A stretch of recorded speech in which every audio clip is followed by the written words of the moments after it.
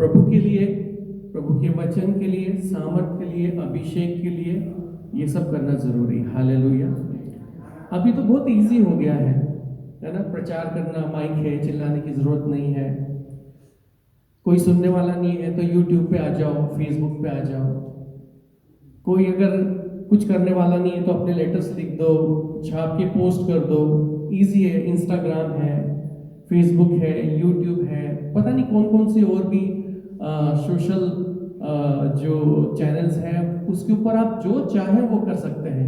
कोई आपको चर्च में नहीं बुला रहा है गीत गाने के लिए, अपना गीत घर में ही रिकॉर्ड करके डाल दो, सुनना ही पड़ेगा किसी ना किसी को, कहीं ना कहीं तो आ ही जाएगा। हालेलुया। बहुत इजी हो गया है। पहले जमाने में यहां से अगर 100 किलोमीटर किसी को जाना है तो मान लो कि पौलुस चला गया 100 किलोमीटर दूर किसी को प्रचार करने के लिए, पता चला वहां जो मेन पास्टर था वो तो और कहीं गया प्रचार करने के लिए, क्योंकि टेलीफोन तो है ही नहीं, पूछते कि तुम वहां हो कि नहीं हो, लेकिन विश्वास से चले जाते थे और कई महीनों तक वहां पे रुकते थे। और आज हम मतलब 100 किलोमीटर जाना है तो मुझे लगता होगा कि उनको पैदल पैदल या घोड़े पे जाने के लिए 15 से 20 दिन आने जाने में और वहां पे रुकने में, थकान पूरी करने में लगता होगा। लेकिन आज यहाँ पर हम 500 किलोमीटर जाते हैं और 500 किलोमीटर वापस भी आ जाते हैं एक ही दिन के अंदर, एसी के साथ में, है ना। कार में एसी चलता रहता है, ड्राइवर चलाता रहता है, और जूम से जाते हैं, जूम से हमारा प्रचार करते हैं और जूम से वापस आ जाते हैं। और प्रचार भी आजकल के ज़माने का प्रचार होता है, वो मैं आज अभी आपको बताने की कोशिश करूँगा कि क्या क्या प्रचार होता है, करते हैं और वापस आ जाते हैं। पहले ज़माने में हम यहाँ से जब जा रहे हैं, अभी अब समझो कि हम पंजाब की ओर जा रहे हैं या इंदौर जाते ही रहते हैं, बीच में कोई डाकू नहीं मिलते हैं। पहले के ज़माने में तो डाकू मिलते थे, है ना। बच गए तो प्रचार कर पाओगे, बच गए तो प्रचार कर पाओगे, नहीं तो डाकू लूट लेंगे, जो कुछ है वो तो ले ही लेंगे आपके, है ना, कपड़े छोड़ेंगे बस, तो साथ में लेके भी नहीं जा सकते थे। अभी तो डाकू आ भी जाए तो कोई बात नहीं, एटीएम में पड़ा है, बैंक में पड़ा हमारा सारा पैसा, कोई दिक्कत वाली बात नहीं।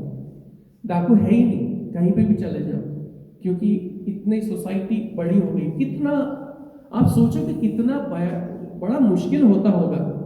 ना तो उस समय उस तरह के कोई कपड़े थे, ना तो उस समय उस तरह की कोई क्रीम्स थी कि सन से बचना है तो सनस्क्रीन लगा लिया, और विंटर से बचना है तो विंटर लोशन लगा लिया, है ना। बस वो तेल होता था, बस तेल ही लगा लेते, तेल लगा लेते थे। कोई कुछ हीरो कुछ बता रहे थे, कुछ सेलिब्रिटी थे, वो बता रहे थे कि हमारे ज़माने में, जो 90s के ज़माने में था, 90s and 80s and 70s के ज़माने में, तो वो जब तेल लगाते थे तो वो खोपरे का तेल लगता था उस समय। तब जब कश्मीर में शूटिंग होती थी तो तेल के कारण पूरे बाल ऐसे खड़े हो जाते थे, क्योंकि जो खोपरे का तेल है जम जाता था। लेकिन आज तो हमारे पास में कितने सारे, मतलब आप फैसिलिटी देखो, लेकिन फिर भी हम लोग प्रचार करने से डरते हैं। फेसबुक पे मैं तो कह रहा हूं कि कोई नहीं बुला रहा ना, कोई बात नहीं, फेसबुक पे डाल तो पता नहीं किसको छू जाए। कल मैंने एक ऐसी कोशिश की, पिछले फ्राइडे से और इस फ्राइडे में मैंने कोशिश जारी की कि मैंने बोला नहीं, मुझे प्रचार करना है और इजराइल के लिए प्रार्थना करना है, क्योंकि इजराइल के लिए हमारे बाइबल में भी लिखा है, वचन में भी लिखा है कि इजराइल के लिए जरूर से प्रार्थना करो।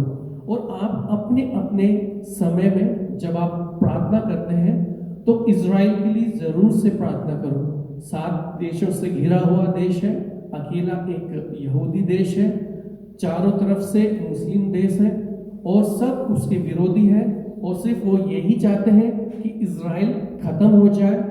उसके ऊपर रॉकेट दागे जा रहे हैं। मैं सुबह उठता हूँ, सबसे पहले टीवी लगाता हूँ, न्यूज़ देखता हूँ आज क्या हुआ। सोने से पहले एक बार टीवी लगा के देखता हूँ कि क्या हुआ है।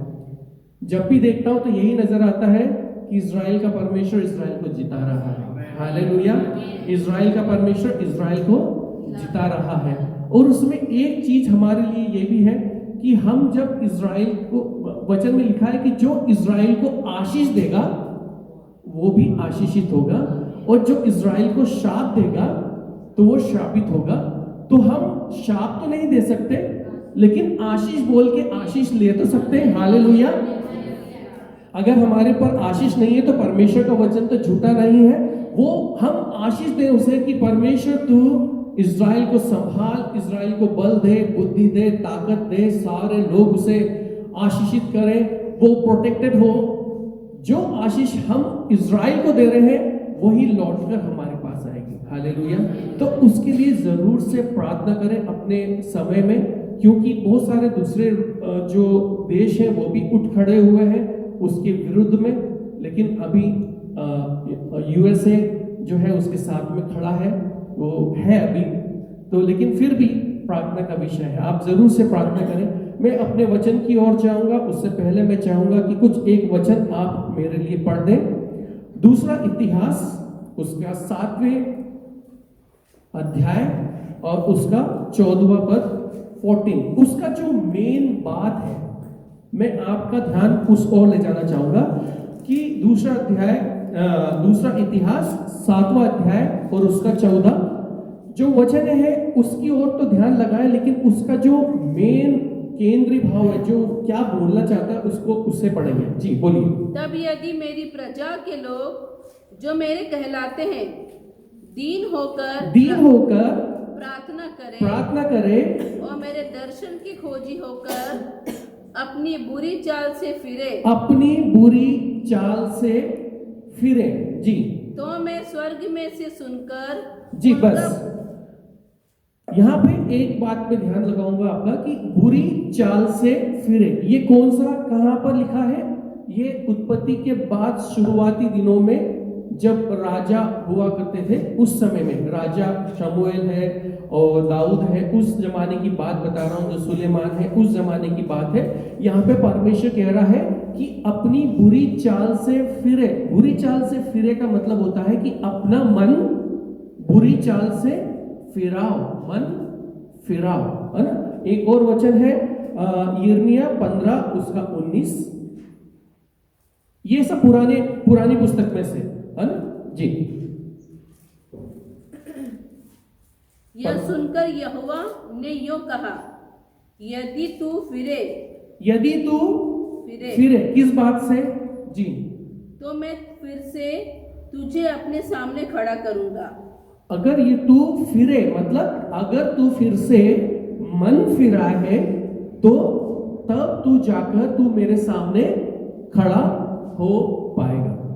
कहने का मतलब है कि जिसका मन परमेश्वर की ओर सही है, जिसका मन परमेश्वर की ओर ठीक है, जिसका मन परमेश्वर की ओर निर्मल है, परमेश्वर की ओर है, वो ही परमेश्वर के सामने खड़ा हो पाएगा। उत्पत्ति से लेकर हम अभी तक यही पढ़ रहे हैं कि परमेश्वर एक ही बात चाहता है कि तुम पूरे मन से, जो उसका वचन है कि तुम पूरे मन से, जो सबसे बड़ा वचन है जिसे कहते हैं कि सबसे बढ़कर तू अपने परमेश्वर से प्रेम कर, पूरे मन से तू अपने परमेश्वर से प्रेम करना। हालेलुया। मन का मतलब मैंने पिछली बार आपको बताया था कि मन, है ना, मन बताया था मैंने आपको पिछली बार। तो यहां पर शुरुआती दिनों से परमेश्वर का एक ही चीज यहां पर दिखाई दे रही है कि मन फिरा। हालेलुया। मन फिराने के विषय में परमेश्वर बात कर रहा है। और जितने भी सेवक, जितने भी राजा, जितने भी न्यायी, जितने भी परमेश्वर ने भेजे हुए नबी थे, भविष्यवक्ता थे, उनका सिर्फ एक ही तरह का प्रचार था, वो था मन फिरा, परमेश्वर की ओर मन फिरा, परमेश्वर की ओर मन फिरा। परमेश्वर की ओर मन फिराने का मतलब है कि अपनी पूरी शक्ति के साथ, अपने पूरे मन के साथ, अपने पूरे धन के साथ, अपने पूरी सामर्थ्य के साथ, आपके पास जो कुछ है सब कुछ परमेश्वर के लिए और परमेश्वर के लिए ही। हालेलुया। हर चीज परमेश्वर के लिए, हर चीज परमेश्वर के लिए। हमारा यहां तक कि हमारा समय भी परमेश्वर के लिए, है ना। हम इस बात पे घमंड नहीं कर सकते कि मैं तो 80 साल, 200 साल, 150 साल जीऊंगा। माइकल जैक्सन 150 साल जीना चाहता था। माइकल जैक्सन जो है 150 साल जीना चाहता था। जब वो 50 साल का था, तब उसके पास डॉक्टर की टीम में 100 लोग थे, 100 स्पेशलिस्ट डॉक्टर उसके इर्द गिर्द रहते थे।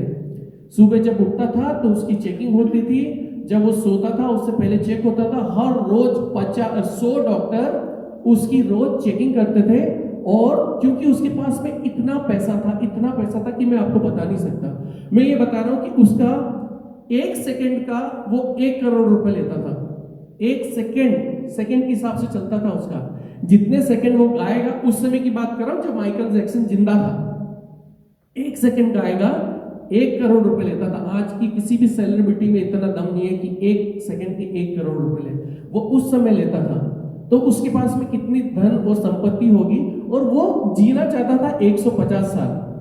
और जब मौत के अगले साल वो डॉक्टर्स की टीम को 150 करने वाला था।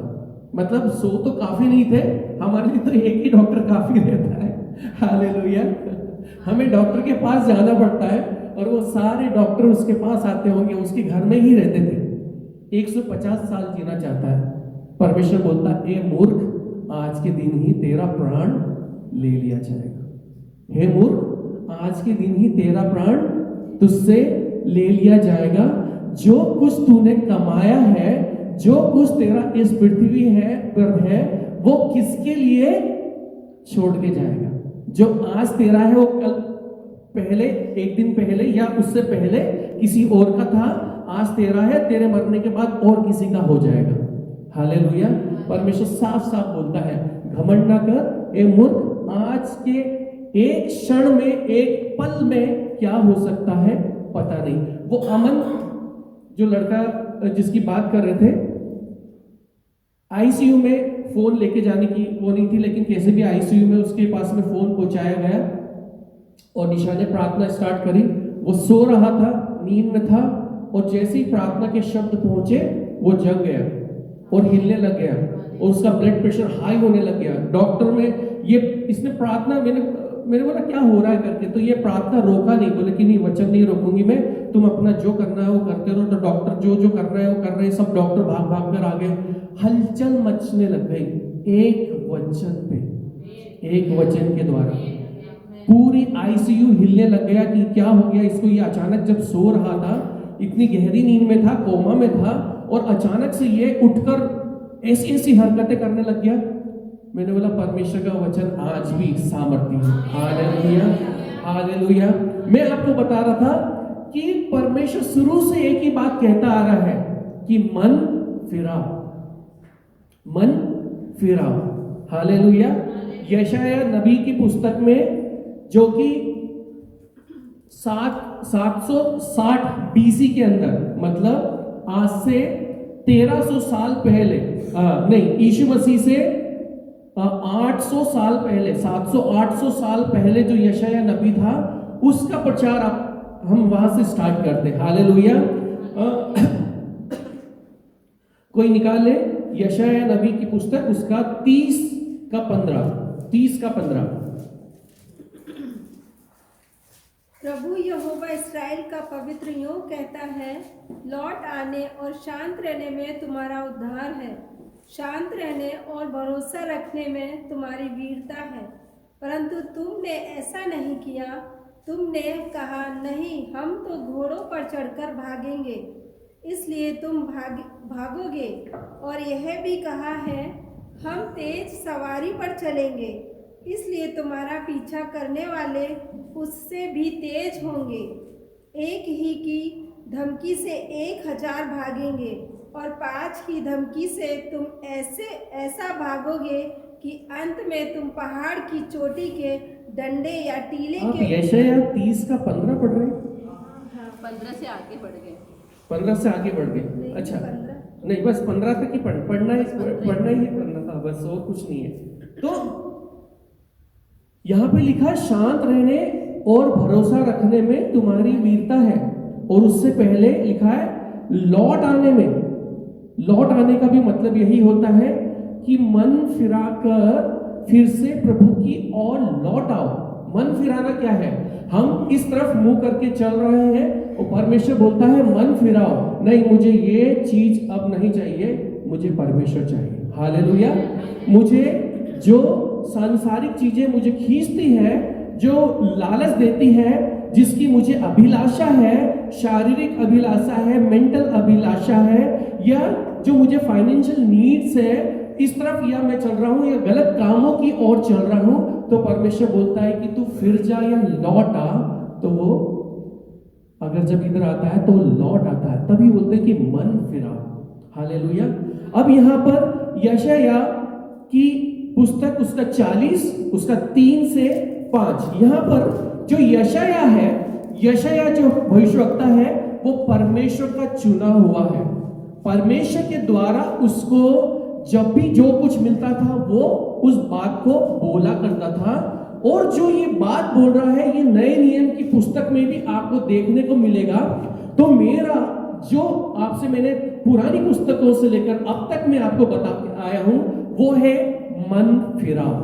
मन फिराओ के बारे में आपसे मैं बात कर रहा हूं। और यहाँ पे यशाया 40वें अध्याय उसके 3 से 5 में आप देखिए क्या लिखा है। किसी की पुकार सुनाई देती है, किसी की पुकार सुनाई देती है, जंगल में यहोवा का मार्ग सुधारो। जी। हमारे परमेश्वर के लिए अराबा में एक राज्य मार्ग चौरस करो। हर एक तराई भर दी जाए, हर एक पहाड़ और पहाड़ियां गिरा दी जाए। जो टेढ़ा है वह सीधा और जो ऊंचा नीचा है वह चौरस किया जाए। तब यहोवा का तेज प्रकट होगा और सब प्राणी उसको एक संग देखेंगे, क्योंकि यहोवा ने आप ही ऐसा कहा है। हालेलुया। हालेलुया। ये जो बात है वो क्या बोल रहे हैं कि मन फिराओ। यहां पर भी यशाया नबी पहले इतिहास की पुस्तक में, उससे पहले उत्पत्ति से लेके बीच में, उसके बाद में यिर्मयाह में, उसके बाद में यशाया में लिखा है कि मन फिराओ। हालेलुया। यहां पर भी वही बात बोल रहे हैं कि मन फिराओ। कहां पे लिखा है नई की पुस्तक में? कौन बोल रहा है? ये किसके विषय में बोल रहा है? यूहन्ना बपतिस्मा दाता के विषय में बोल रहा है। यूहन्ना बपतिस्मा दाता के विषय में ये बोल रहा है कि एक आदमी जंगल में खड़े होकर चिल्ला चिल्ला के पुकार के एक बात बोल रहा है।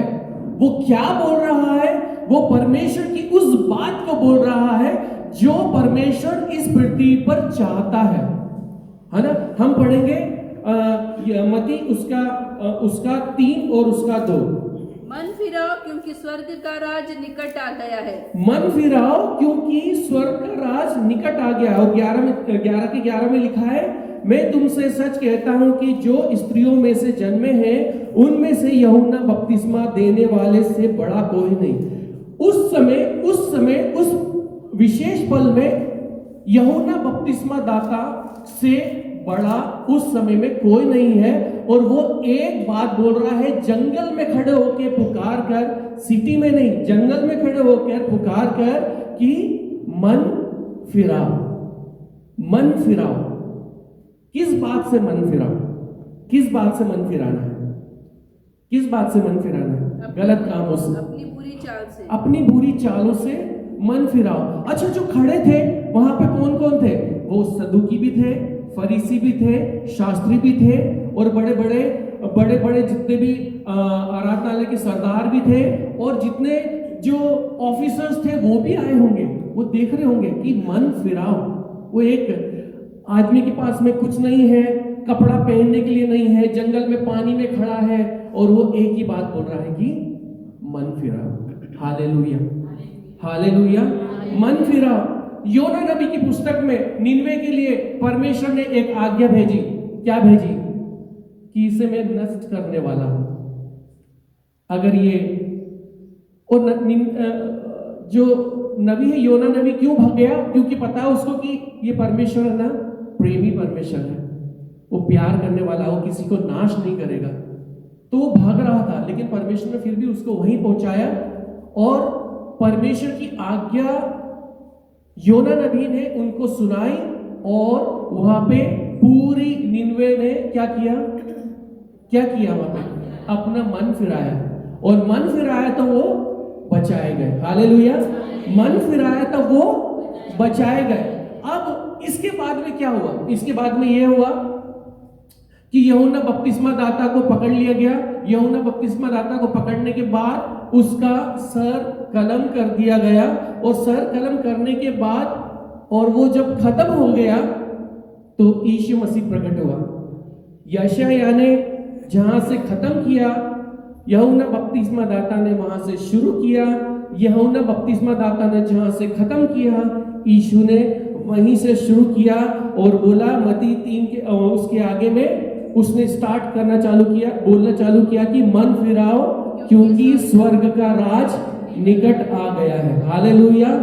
जहां से यूहन्ना बपतिस्मा दाता ने अपना प्रचार, उसका जो चीज थी, जो उसका काम था, खत्म हुआ, वहीं से वो स्ट्रिंग उठा के उस यीशु मसीह ने चालू किया कि प्रचार करना चालू किया कि मन फिराओ क्योंकि स्वर्ग का राज निकट आ गया है। हालेलुया। स्वर्ग का राज क्या है? वो राज जहां पे स्वर्ग में परमेश्वर की उपस्थिति होती है, वो राज जहां पे स्वर्ग में परमेश्वर की आज्ञाओं को माना जाता है, उसके रूल्स चलते हैं, उसके कानून चलते हैं और उसकी सारी सुविधा मिलती है, वो है स्वर्ग का राज। और यीशु मसीह बोलता है कि स्वर्ग का राज तुम्हारे निकट और तुम्हारे बीच में आ गया है। हालेलुया। जब किसी राज्य में, किसी देश में या किसी स्टेट के अंदर ऐसी गतिविधियां होती हैं जहां पे राष्ट्रपति शासन लगाया जाता है, तो वहां के सारे कानून डाइल्यूट हो जाते हैं, खत्म हो जाते हैं और वहां पे चलता है राष्ट्रपति शासन, मतलब राष्ट्रपति का रूल, राष्ट्रपति का कानून। वहां पर जब वो उपस्थित होगा तो उसी का कानून चलेगा। और हमारे यीशु मसीह का नाम क्या दिया था?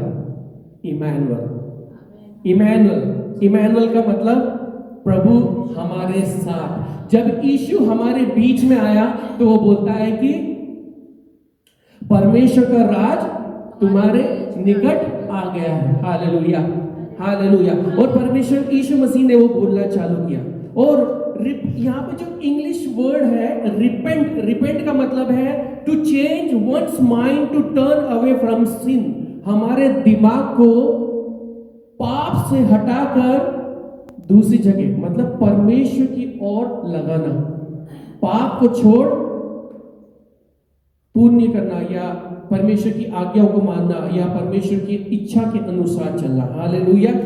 यहां पर एक ही बात बार बार बार बार बार बार ये बोली जा रही है। यूहन्ना बपतिस्मा दाता दुनिया में उस समय का सबसे ऊंचा दर्जे का व्यक्ति, यशायाह परमेश्वर का भविष्यवक्ता, यीशु मसीह ये परमेश्वर का बेटा, एक ही बात कह रहा है। परमेश्वर खुद एक ही बात कह रहा है, मन फिराओ। हालेलुया। वो एक ही बात कह रहा है कि मन फिराओ। अभी आप सोचते होंगे कि ये प्रचार हमारे लिए क्यों? तो हमारे लिए इसलिए क्योंकि हमारे दिमाग में या हमारे मन में जो कुछ चलता है, परमेश्वर का वचन बोलता है वो बुरा ही होता है। लेकिन हम अपने कंसर्न में आकर हम बुरा करते तो नहीं, लेकिन दिमाग में जो बात चलती है वो मन में ही चलती है। इसलिए बोला कि तुम मन फिराओ, तुम्हारा मन फिरे।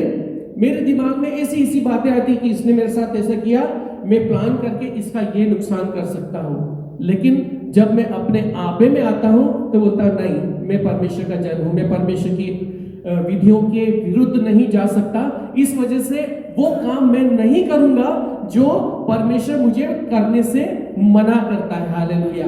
यीशु मसीह ने यही प्रचार किया कि मन फिराओ, मन फिराओ का प्रचार किया। हालेलुया। यीशु मसीह चले गए, है ना? यीशु मसीह चले गए। यीशु मसीह के जाने के बाद, यीशु मसीह के जाने के बाद पतरस ने प्रेरितों के काम उसके 2:38 में, अब मैं आपको पढ़ाऊंगा नहीं, प्रेरितों के काम 3:12 में और 3:19 में एक ही प्रचार किया खड़े होके। अब देखो लिंक देखिए आप कि बपतिस्मा दाता के बाद में यीशु मसीह के बाद में पतरस ने ये कहना चालू किया कि मन फिराओ और बपतिस्मा लो, मन फिराओ और बपतिस्मा लो। अच्छा, उसके बाद में जब पौलुस जब दमिश्क को जा रहा था, तब क्या हुआ? यीशु मसीह का उसके साथ में एनकाउंटर हुआ और वहां पर लिखा है कि मन उसका जो पौलुस ने अपना मन फिराया, और आगे भी जाके पौलुस ने यही प्रचार किया कि मन फिराओ। Hallelujah, hallelujah. मैं आपको किस ओर लेके जा रहा हूं पता है आपको? आप प्रेरितों के काम 9 का 20 पढ़ दीजिए, और 9 का 20 और 29। और वह तुरंत आराधनालय में यीशु का प्रचार करने लगा कि वह परमेश्वर का पुत्र है, और 29। और निधड़क होकर प्रभु के नाम से प्रचार करता था, और यूनानी भाषा बोलने वाले यहूदियों के साथ बातचीत और वाद विवाद करता था, परंतु वे उसे मार डालने का यत्न करने लगे। हालेलुया। तो वो एक ही बात का प्रचार करता था जो यीशु मसीह ने छोड़ा, और यीशु मसीह के बाद का वो प्रचार करना स्टार्ट किया। जब यीशु मसीह प्रचार करता था तो वो ये कहता था कि मुझे किसी के ऊपर प्रकट ना करना। एक ऐसे व्यक्ति को जिसके पास में आंखें नहीं थी, आंखें नहीं थी का मतलब होता है जो जन्म से अंधा होता है उसके ये आंखों के गड्ढे भी नहीं होते हैं। किसी की आंखें हैं और किसी कारण से खराब हो गई है तो मेडिकल साइंस उसकी आंखों को ठीक कर सकता है, दूसरी आंखें लगा सकता है, जो कुछ करना कर सकता है अगर पॉसिबल हुआ तो। लेकिन जिसकी आंख के गड्ढे ही नहीं बने हैं उसको भी यीशु मसीह ने आंखें दी। हालेलुया। उसको भी यीशु मसीह ने आंखें दी है। मेडिकल साइंस के किसी भी व्यक्ति से पूछना जो जन्म का अंधा है क्या वो ठीक हो सकता है, वो मना कर देगा क्योंकि उसकी आंखें ही नहीं है। अगर ऐसे व्यक्ति को अगर आपने प्रार्थना करके चंगाई दे दी है तो आप क्या बोलोगे? हम जो प्रचार करने वाले हैं, हम जो सुसमाचार फैलाने वाले हैं, हम जो गवाही देने वाले हैं, वो क्या बोलेंगे? जाओ यूट्यूब पे डाल देना तो सबको पता चले कि किसने प्रार्थना की थी। हालेलुया। सबको पता चले कि किसने प्रार्थना की थी। और यहाँ पे यीशु मसीह बोल रहा है मत्ती 12:16 में, और उन्हें चेताया कि तू मुझको किसी पर प्रकट ना करना। चंगाई देने के बाद कहा कि मेरे बारे में किसी को मत कहना, किसी को मत कहना। मुर्दा जिलाया और जिला के बोला कि किसी को मत कहना कि मैंने ये किया है। हालेलुया। और हमारा प्रचार और आजकल का प्रचार क्या होता है? आजकल का प्रचार क्या होता है? अच्छा, एक ही बहुत मजे की बात, यहूदा एक का एक, यहूदा एक का एक। यहूदा कौन है? यहूदा यीशु मसीह का भाई है। यहूदा, समझना एक बात को, यहूदा यीशु मसीह का भाई है, और वो अपनी पत्री में लिखता है कि यहूदा की ओर से जो यीशु मसीह का दास है, लिखा है यहाँ पे, यहूदा की ओर से जो यीशु मसीह का दास है और याकूब का भाई है। उसने ये नहीं बोला कि मैं यीशु मसीह का भाई हूं। हम्बलनेस देखो, वो ये समझ ही नहीं रहा। जैसे यूहन्ना बपतिस्मा दाता ने बोला कि मैं उसके जूते के बंद खोलने के, उसके फीते खोलने के, उसके लेस खोलने के भी योग्य नहीं हूं। और यहां पे बायोलॉजिकल भाई यहूदा वो ये कह रहा है कि यहूदा की ओर से जो यीशु मसीह का दास और याकूब का भाई है, यीशु मसीह का भाई नहीं कह रहा। यहूदा सगा भाई होने के बाद भी वो ये बोल रहा है कि मैं हम्बलनेस देखो उनकी। और यहाँ पे अगर हम किसी मंत्री के या किसी पास्टर के तो एक ही बात बोलते, पहले ये नहीं बताते अपना नाम, ये बताते पास्टर का भाई हो, है ना, पास्टर की बीवी हो, पास्टर की बेटी हो। हालेलुया। क्यों? क्योंकि बताना चाहते कि मैं किसके साथ में लिंक रखता हूं, मैं कौन हूं, क्या करता हूं, वो सब पता चल जाए। यहाँ पर इतनी हम्बलनेस से यहूदा अपने आप को ये कर रहा है। और आजकल जो पिछले नियम में हमने देखा कि हर एक जगह पे एक ही चीज लिखी है, मन फिराओ। प्रचार का शुरुआत ही है मन फिराओ। मन फिराओ तो सब कुछ अपने आप हो जाएगा। अगर मन में गंदगी है और आप किसी के लिए प्रार्थना कर रहे हो, प्रार्थना असर नहीं करेगी, प्रार्थना असर नहीं करेगी। हाँ, आपने प्रार्थना कर दी और आपको लगा कि सामने वाला चंगा हो गया, वो उसके विश्वास के कारण हुआ है, उसके विश्वास के कारण हुआ है। यीशु मसीह ने जब भी किसी के ऊपर हाथ रखा और प्रार्थना की और उसको चंगाई दी, उसने एक ही बात बोला कि मैं चाहता हूं कि तू चंगा हो जाए, लेकिन तेरे पुत्री या पुत्र तेरे विश्वास ने तुझे चंगा किया। हालेलुया। ये हम्बलनेस और ये सामर्थ, क्योंकि सामर्थ हमारी नहीं है, हमारे बाप की बपोती नहीं है, हमारे बाप का कोई वो हमारे खुदा बाप का तो है, हमारे जो सांसारिक बाप की वो जायदाद नहीं है कि जो वो हमें डायरेक्टली मिल जाएगी। वो अनुग्रह है परमेश्वर का। और हम लोगों का प्रचार क्या होता है आजकल, कुछ ही दिनों में हम लोग चालू कर देते हैं और वचन पढ़ने लग जाते हैं, बिना गाइडेंस के, बिना आज्ञा के प्रचार करना चालू कर देते हैं। किसी के लिए भी प्रार्थना करते हैं, किसी के लिए भी हाथ रखते हैं, किसी के लिए भी शब्दों को बोल देते हैं, जानते नहीं है कि वो है क्या क्या नहीं है। और हमारा मन फिराव को छोड़कर सारी चीजों का प्रचार करते हैं, दशवांश का प्रचार करते हैं, चंगाई का प्रचार करते हैं, छुटकारे का प्रचार करते हैं, स्वप्न दर्शन का प्रचार करते हैं, भविष्यवाणियों से शुरुआत करते हैं, वीजा, कार, बैंक बैलेंस, है ना, ऑल्टर कॉल, यूट्यूब के ऊपर खुद का प्रचार, है ना, खुद का प्रचार ज्यादा होता है। यूट्यूब के ऊपर जितने भी आ रहे हैं, यूट्यूब के ऊपर जितने भी आ रहे हैं, सब पहले अपना प्रचार कर रहे हैं, बाद में यीशु मसीह का प्रचार कर रहे हैं, क्योंकि सबसे पहले वो चाहते हैं कि मैं खुद फेमस हो जाऊं और उसके बाद में मैं करूं। ठीक है, एक जरिया है, एक अच्छी बात है, लेकिन उनके मन में क्या है यूट्यूब के ऊपर आने का? क्योंकि यूट्यूब के ऊपर आना इजी है, माइक चालू किया, स्पीकर कैमरा चालू किया और बोल दिया, लेकिन घर घर जाकर किसी को सुसमाचार सुनाना बहुत हेक्टिक है। हालेलुया। समय लगता है, समझाना पड़ता है, वहां से विपरीत कुछ भी आ सकता है। यूट्यूब पे आपको कोई बोलने वाला नहीं है, मैसेज डालेगा, कोई कमेंट करेगा, उसको डिलीट भी हो जाता है। अच्छे अच्छे मैसेजेस रहने देते हैं। क्यों मैसेज फिर वो वाले गंदे मैसेज जो आपको बोला जाता है उसको भी डिलीट करते हो? नहीं करो, उसे भी रहने दो, लेकिन वो डिलीट कर देते हैं। बाकी अच्छे मैसेजेस रहने, वह प्रभु पास्टर अनॉइंटेड, सब तरह के लोग हैं। Hallelujah, hallelujah. किसी को कुछ समझ में आ रहा है क्या? है बाइबल में किसी भी सेवक को देखा क्या कि सेंटर लाइन यीशु मसीह को छोड़कर या उसके सेवा कार्य को छोड़कर, उसके मारे जाने को, जी उठने को, स्वर्ग जाने को छोड़कर और दूसरा कोई प्रचार किया? मन फिराव के साथ में यीशु मसीह के जी उठने का, उसके मरने का प्रचार किया। Hallelujah, hallelujah. और देखो, मैं आपको शुरू से लेकर आ रहा हूं कि मन फिराव, मन फिराव, मन फिराव, मन फिराव। अब एक आखिरी पुस्तक बच गई है जिसमें मैं आपको पढ़वाता हूं, है ना, प्रकाशित वाक्य, उसके 3 में लिखा है प्रकाशित वाक्य, ये तो आखिरी पुस्तक है, उसमें भी क्या लिखा है? प्रकाशित वाक्य 3 में, इसलिए स्मरण कर कि तूने कैसी शिक्षा प्राप्त की है और सुनी है। कैसी शिक्षा प्राप्त की और कैसी शिक्षा सुनी। आजकल बहुत सारी उल झुलुल शिक्षाएं भी आ रही है ना, ऐसी शिक्षाएं भी आ रही हैं। अभी मैं बताऊंगा आपको कैसी कैसी शिक्षाएं आ रही है। और लिखा है उसमें बना रहे और मन फिरा। प्रकाशित वाक्य में फिर एक बार लिखा है कि मन फिरा।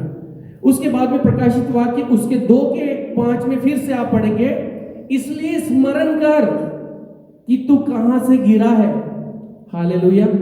तू स्मरण कर कि कहां से गिरा है। अदन की वाटिका में था तू, परमेश्वर की गोद में था तू, परमेश्वर के संग संग चलता था तू, परमेश्वर की आशीषों का वारिस था तू, परमेश्वर का एक लौता और पहलौटा बेटा था तू।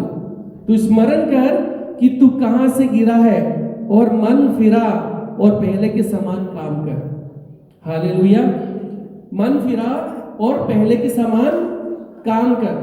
आजकल के प्रचारक रुमाल मार रहे हैं, किसी को थप्पड़ मार रहे हैं, कोट निकाल के मार रहे हैं, है ना, अजीब अजीब सी हरकतें कर रहे हैं, पुलपिट के ऊपर ऐसे काम कर रहे हैं, कबड्डी, है ना, रुमाल मार रहे हैं, हाथ मार रहे हैं और ये सब मार रहे हैं, कोट मार रहे हैं, चलेगा।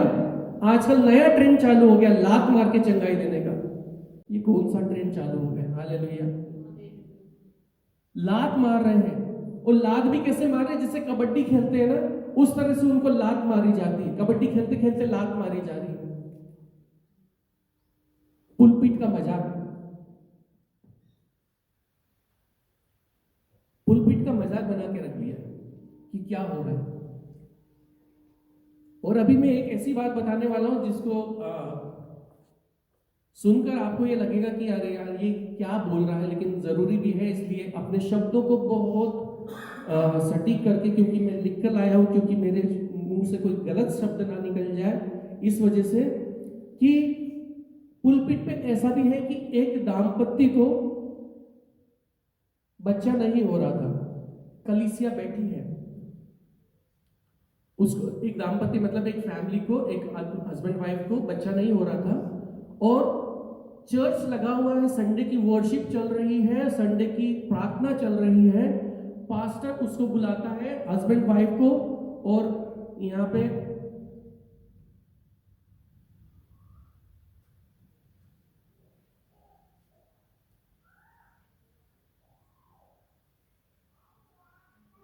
जो काम अकेले में होते वो करने के लिए यहाँ स्टेज पर बोलता है, और कलीसिया प्रार्थना करती है।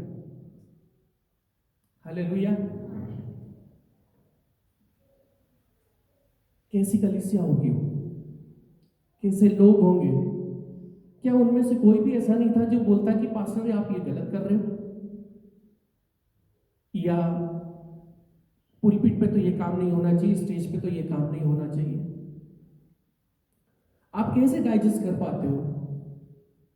मैं तो नहीं कर पाता, मैं तो बोल देता हूं।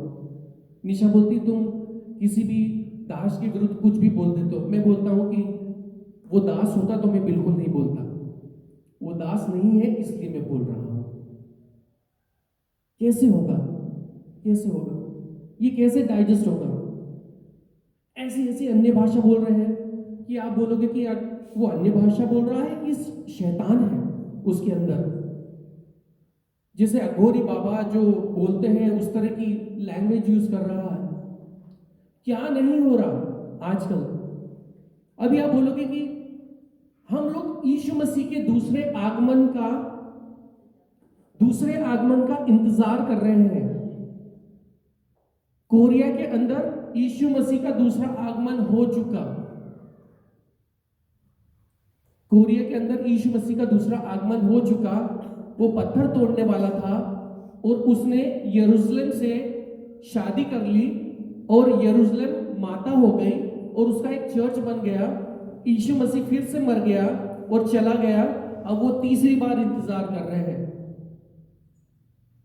अफ्रीका के अंदर एक चर्च है जिसमें 10 लाख फॉलोअर्स हैं, और वहां पर भी यीशु मसीह प्रकट हो चुका है।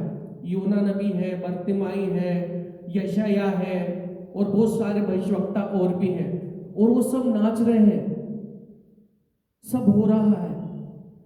यीशु मसीह का वो वचन पूरा होता है कि मेरे नाम से बहुत सारे आएंगे।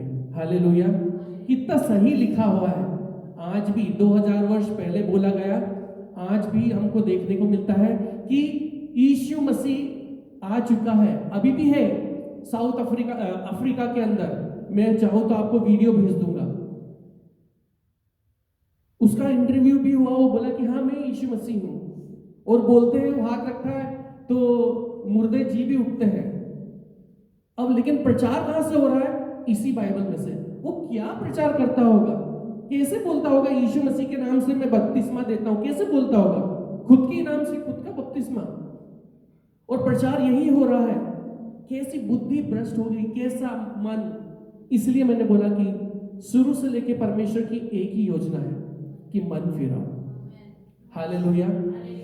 मन फिराओ इसकी ओर, मन फिराओ वचन की ओर, मन फिराओ वास्तविकता में। जैसा परमेश्वर है 100% वैसे ही। हम बहुत सुखी हैं, बहुत अच्छे हैं कि हमारे यहाँ पे, इस बीच में हमारे यहाँ पे इर्द गिर्द ऐसे कोई भी नहीं है जो ये बोले कि हाँ हमारे पास्टर्स ऐसे हैं या वचन के विरुद्ध कुछ बात बोलते हैं। आप कभी एडजस्ट मत कीजिए उस चीज से जो वचन के विरुद्ध होता है। हालेलुया। और सामने वाले को एक ही बात कीजिए, मन फिराओ।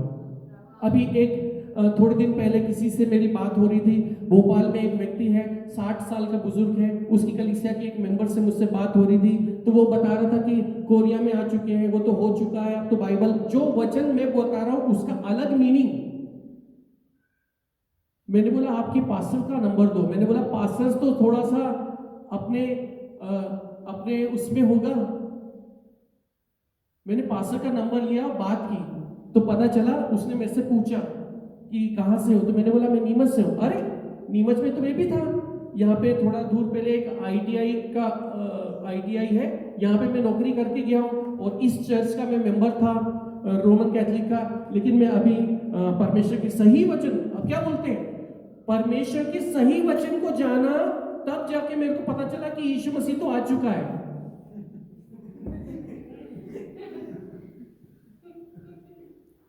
मैंने बोला पास्टर साहब एक बात मैं आपको बोलता हूं, मैं आपको समझा तो नहीं सकता। फिर मैंने उनसे उनकी एज पूछी, मैंने बोला आपकी एज कितनी है, तो बोले मैं 60+ हूँ। मैंने बोला मैं अगर आपको कुछ ऐसी बात बोलूँगा जो आपके मन को दुखे, तो मैंने आपकी मन की हत्या कर दी, तो मैं उस मन की हत्या नहीं करूँगा, लेकिन एक बात जरूर बोलूँगा, जिंदगी के आखिरी पड़ाव में जब आपकी जिंदगी खत्म होने वाली है और वहां पर जाके आपको पता चले कि मैं जिस रास्ते पर इतनी जिंदगी, पूरी जिंदगी, पूरी दौड़ भाग करते हुए, पूरी मेहनत करते हुए चला हूं और वो गलत था, और अब आपके पास में पीछे पलटने का समय ना हो, तो वो दिन कैसा होगा? तो बोलता है बहुत बुरा होगा। तो मैंने बोला अभी भी आपके पास में वक्त है, आपके पीछे सिर्फ आप ही खड्डे में नहीं जा रहे हो, आप ही नर्क में नहीं जा रहे हो, लेकिन आपके पीछे, मैंने उनसे पूछा आपकी कलीसिया में कितने लोग हैं, तो बोले 100 फैमिली है। मैंने बोला 100 फैमिली को लेकर आप खड्डे में जा रहे हो, आप फिर से बैठो, किसी के साथ बैठो, किसी मजबूत विश्वासी के साथ में या कोई अच्छे पास्टर के साथ में बैठो और सुलह करो कि वास्तविकता में वचन में क्या लिखा है। तो बोलता है कि हाँ मैं देखूंगा, लेकिन मैं जब भी भोपाल जाऊंगा मैं कॉल लगाऊंगा उनको और मैं जाऊंगा जरूर। Hallelujah, hallelujah. बहुत कठिन था आज का बोलना, मैं सोच रहा था बहुत सालों से कि बहुत दिनों से कि मैं ऐसा बोलूं कि नहीं बोलूं, लेकिन आज मैंने सोचा कि मौका है तो मैं बोल देता हूँ। Hallelujah, hallelujah. आप क्या सोचते हो कि ये चर्च जो खाली है कब भर जाएगा? ये जो चर्च है कब भर जाएगा? आखिरी चीज, आखिरी 5 मिनट में खत्म करते हैं। ये चर्च है कब भर जाएगा? जब संडे आएगा, जब क्रिसमस आएगा, या कब कोई छुट्टी होगी या कोई काम नहीं होगा, जब रिटायर हो जाएंगे? क्या सोचते हैं ऐसा कि कब आएगा? जब सब लोग मन फिराएंगे। हाँ, जब सब लोग मन फिरा लेंगे तब ये चर्च जरूर भर जाएगा। लेकिन तब सब लोग मन कब फिराएंगे मैं बताऊं? जब यीशु मसीह आकर चले जाएगा, उसके दूसरे दिन ये चर्च अपने आप भर जाएगा। क्योंकि जब यीशु मसीह उनको लेकर नहीं जाएगा, क्योंकि वो यीशु मसीह आ किसको रहा है लेने के लिए? उसकी जीवित कलीसिया को, जो दाग और बिना झुर्री की है, उस कलीसिया को लेकर वो जब चले जाएगा और हमको पता चलेगा अरे हमको तो लेकर गया ही नहीं। उस दिन ना तो कोई ऑफिस का काम होगा, ना कोई ब्याह, ना शादी, ना कोई बर्थडे, कोई मरा भी होगा, या कोई कोर्ट केस या कोई पुलिस केस या बहुत ज्यादा इंपॉर्टेंट काम भी होगा, तो छोड़कर बिना पादरी के, बिना वर्शिप लीडर के, समय से पहले ये चर्च भरा होगा और सब रो रहे होंगे और गिड़गिड़ा रहे होंगे कि हे प्रभु एक चांस और दे दे, एक बार मुझे फिर से आके लेके चले जा। लेकिन ट्रेन छूट चुकी होगी। हालेलुया। उस समय सब गिड़गिड़ा रहे होंगे और पास्टर की भी जरूरत नहीं हो रही होगी, आराधना हो रही होगी, पास्टर की भी जरूरत नहीं होगी, वो रो रहे होंगे, प्रार्थना कर रहे होंगे और गिड़गिड़ा रहे होंगे कि मुझे छोड़कर, और जो कुछ भी है सब देने को भी तैयार हो जाएंगे, प्रभु तू सब कुछ ले ले लेकिन मुझे लेके जा। लेकिन वो आखिरी ट्रेन है जो यीशु मसीह आकर लेके चले जाएगा और उसके बाद में कोई ट्रेन नहीं है, सिर्फ पटरी रह जाएगी। हालेलुया। तो सबसे बढ़कर यही है कि अगर हम कुछ ऐसा करते हैं तो मन फिराए। हालेलुया। होप मेरी बातें सबको समझ में आई होगी। आइए थोड़ी देर प्रार्थना करते हैं, सब खड़े हो जाएंगे। Hallelujah, hallelujah. मेरे महान और जीवित और सामर्थ्य परमेश्वर, अनुग्रहकारी परमेश्वर पिता अब्बा, स्तुति करते हैं, महिमा करते हैं पिता परमेश्वर। अगर हमारे मन में ऐसी कुछ बात है जो पिता परमेश्वर तेरे वचन के विरुद्ध है, मेरे पिता होने दे पिता परमेश्वर की हमें सच्चाई का पता चलने पाए प्रभु, हमें ये पता चलने पाए पिता परमेश्वर की वो वचन के विरुद्ध है और हम मन फिराने पाए प्रभु। चाहे हमारा प्रभु कोई भी दोष क्यों ना हो पिता परमेश्वर, हम किसी के ऊपर गुस्सा करते हो तो हमें मन फिरा दे प्रभु। मेरे महान सामर्थ्य परमेश्वर, किसी ने हमें धोखा दिया हो या हमें किसी ने बरगलाया हो प्रभु, तो हम माफ करते हैं प्रभु। मेरे महान जीवित सामर्थ्य परमेश्वर, किसी ने हमें हमारा नुकसान किया हो तो भी हम माफ करते हैं पिता परमेश्वर। होने दे प्रभु कि हम हर एक बात में प्रभु मन फिराते हैं राजा। मेरे पिता, ऐसा ना होने पाए कि तू आए और पिता परमेश्वर हमें छोड़कर चले जाए राजा। मेरे महान और जीवित सामर्थ्य परमेश्वर, वचन के अनुसार चलने के लिए तू हमारी सहायता करना। और कहीं विश्वास हमारा घट गया है पिता परमेश्वर, तो हमारे तो विश्वास का इलाज कर पिता परमेश्वर, कि हम अपने विश्वास में दृढ़ बन जाए राजा। मेरे महान और जीवित सामर्थ्य परमेश्वर, आज ये वचन को तूने दिया, हम धन्यवाद करते हैं प्रभु। मेरे महान और जीवित सामर्थ्य परमेश्वर, ये वचन 100 गुना फल लेकर आने पाए प्रभु। जैसा पिता परमेश्वर हम सीखते हैं प्रभु, वैसे हम अपनी चाल में चले प्रभु, वैसे हम लोगों को सिखाने पाए प्रभु। कोई दूसरी बातें नहीं, कोई लिपड़ा चुपड़ी की बातें नहीं पिता परमेश्वर, लेकिन पिता परमेश्वर जैसा सेत में 100% जैसा तेरा वचन है, सिर्फ वैसा सीखने में और सिखाने में तू मदद करना। हर एक बात को आपके हाथों में सौंपते हैं और मांगते हैं यीशु मसीह के मीठे जीवित सामर्थ्य नाम में, आमीन। आमीन।